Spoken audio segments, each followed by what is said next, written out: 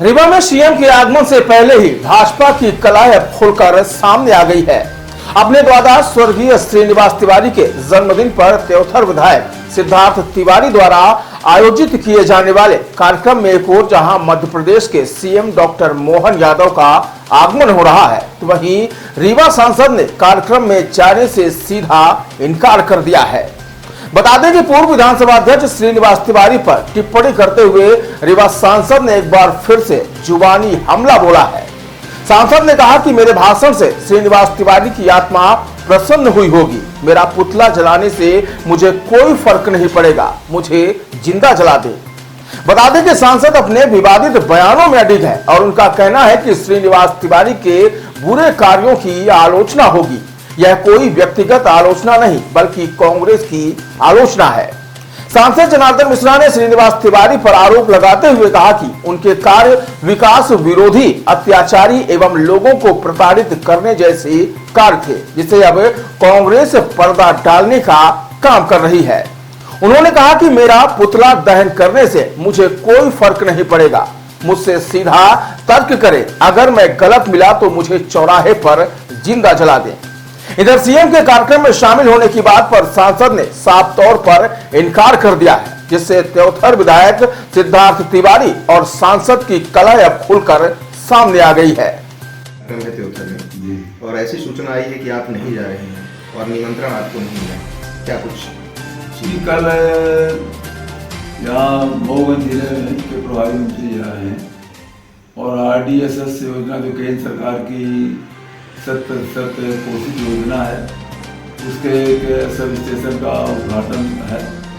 इस सिलसिले में मेरे छोटे कार्यक्रम में मऊगंज जिले में बने हुए हैं, इस वजह से त्योथर नहीं जा पाऊंगा। अभी हाल ही में आपका एक बयान दिया हुआ सामने आ रहा है जिसमें आप कहते हुए नजर आ रहे हैं कि मुझे निमंत्रण नहीं मिला, और पिछले कई दिनों से ये जो बयानबाजी का दौर चल रहा है त्योथर विधायक को, ये तमाम घटनाक्रम। हाँ, तो अभी तो ये बात सही है कि इस कार्यक्रम की जानकारी हमको विधायक के द्वारा नहीं दी गई है, पर मूल कारण तो हमें मऊगंज में रहना है, इस वजह से त्योथर नहीं जा पाएंगे। बयानबाजी, मैंने तो कोई बयानबाजी की नहीं। श्रीनिवास तिवारी जी के उपस्थिति में उनके समर्थक नारा लगाते थे, या दादा न हो दई हुआ है, वोट न देवे तब हुआ। और मैंने केवल इतना ही कहा कि ये दादा न हो दई हुआ है, वोट न देवे तब हुआ। मैंने दई के राज्य रहा जब, तो एक टोकरी माटी नहीं डाली, दई के जमाने में नहीं डाली है। आज हमारे तो कहाँ पे गड्ढा हो जाते तो अखबार वाले दिखावत के इतना मेरा भाषण था। तो श्रीनिवास तिवारी जी इस नारे को सुनकर के कि दादा नो दई हुआ है, वोट न देवे तय हुआ है, इस नारे को सुनकर के गदगद हो जाते थे, लोग बताते हैं। तो मेरे भाषण से तो श्रीनिवास तिवारी जी की आत्मा प्रसन्न हुई होगी, वाह, इतने वर्षों बाद फिर से मधुर नारा सुनने को मिला। और ये जो हमारा विरोध, इस नारे का जिन लोगों ने विरोध किया है, जो उनके जमाने में नारा यही लोग लगाते थे, तो श्रीनिवास तिवारी की आत्मा दुखित हुई होगी, कितना बढ़िया हमारे प्रिय नारे को का ये लोग विरोध कर रहे हैं। तो इसलिए ये बयानबाजियों का कोई मतलब नहीं है। मैंने जब और कांग्रेस की और भारतीय जनता पार्टी के कामों का तुलनात्मक अध्ययन किया जाएगा, विवरण दिया जाएगा, तब तक रीवा में कांग्रेस के शासनकाल में श्रीनिवास तिवारी के कार्यकाल का उल्लेख होगा। ये हम लोग 93 से कहते आए हैं, अभी तक कह रहे हैं। हमारे चाहे कैलाश जोशी जी रहे हों, चाहे सुंदरलाल पटवा जी रहे हों, और चाहे हमारे प्रदेश अध्यक्ष VD शर्मा जी रहे हों, सब लोगों ने उनके शासनकाल, उनके कार्यकाल के समय की रीवा की दुर्गति का उल्लेख अपने भाषणों में करते रहे। मैंने भी वही किया है।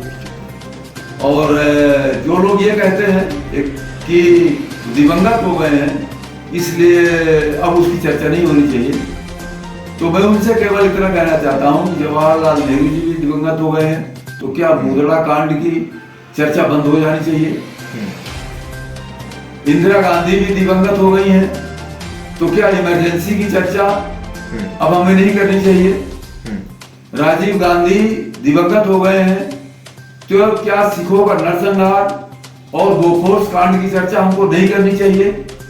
नरसिम्हा राव जी भी दिवंगत हो गए हैं, तो क्या उन्होंने जो अपनी सरकार बचाने के लिए विधायकों की खरों सांसदों को पैसे दिए, क्या उसकी चर्चा बंद हो जाएगी या कि नहीं होनी चाहिए? तो ये कुतर्क है कि जो आदमी अब इस दुनिया में नहीं है, उसके बारे में उसके बुरे कार्यों की चर्चा नहीं होनी। उनका आशय तो ये है कि उसके श्रीनिवास तिवारी के बुरे कार्यों की चर्चा मत करो। लेकिन श्रीनिवास तिवारी एक व्यक्ति नहीं थे, वो कांग्रेस पार्टी के रीवा जिले के प्रतिनिधि थे और मुख्यमंत्री दिग्विजय सिंह कहते थे कि पूरे प्रदेश का मुख्यमंत्री मैं हूं, लेकिन रीवा जिले के मुख्यमंत्री श्रीनिवास तिवारी। इसलिए श्रीनिवास तिवारी के कार्यों की आलोचना होगी और मेरे जैसे लोग करेंगे। कांग्रेस की सरकार की आलोचना है, अकेले वो श्रीनिवास तिवारी की व्यक्तिगत आलोचना नहीं है। श्रीनिवास तिवारी की जिम्मेवारी थी इस जिले को गड्ढों से काटने की।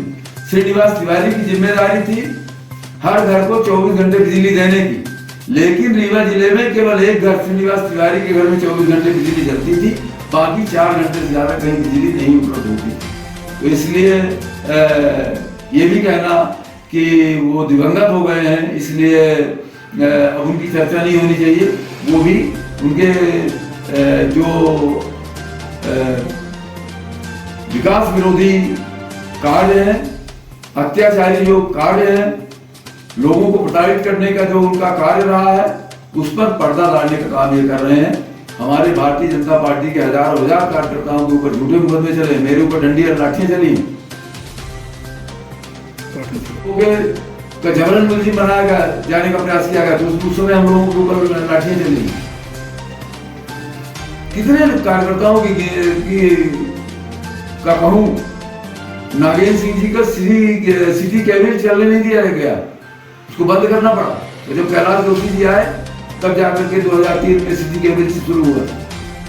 तो बड़े कार्यकर्ता नेता से लेकर के छोटे छोटे कार्यकर्ताओं को तंग करने का, परेशान करने का भारतीय जनता पार्टी के लोगों का काम किया गया है। आम जनता को तंग करने किया उन्होंने।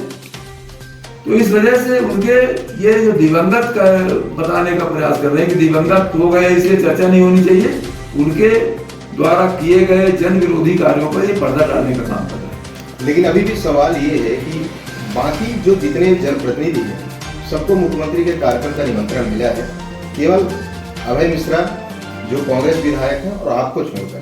तो ये क्या एक अपमान की तरह है आपका ना बुलाना? आप हम कहते हैं आप व्यस्त हैं, आप जाएंगे नहीं जाएंगे वो तो अलग विषय है, लेकिन बुलावा तो आना चाहिए था। अब वो उनका काम है, उनको ये तो उनकी समझ की बात है, हमारे समझ की थोड़ी है। हमारा पार्ट नहीं है, ये उनका पार्ट है, वो उनसे पूछिए उनसे।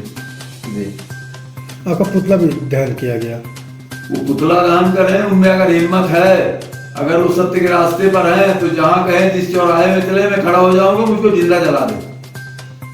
पुतला क्यों जला रहे हैं? मुझको आए ना, मुझको जिंदा जलाए, मैं तर्क कर ले, बात कर ले, तथ्यों से अगर मैं कोई गलत हूं तो मुझको जिंदा जला दे। जी।